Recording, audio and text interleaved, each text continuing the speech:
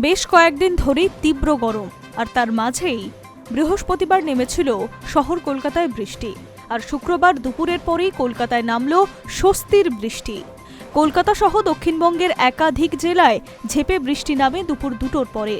আলিপুর আবহাওয়া দপ্তরের পূর্বাভাস অনুযায়ী ঘণ্টায় 60 থেকে 70 কিলোমিটার বেগে ঝোড়ো হাওয়ার সঙ্গে বজ্রবিদ্যুৎ সহ বৃষ্টি নামে।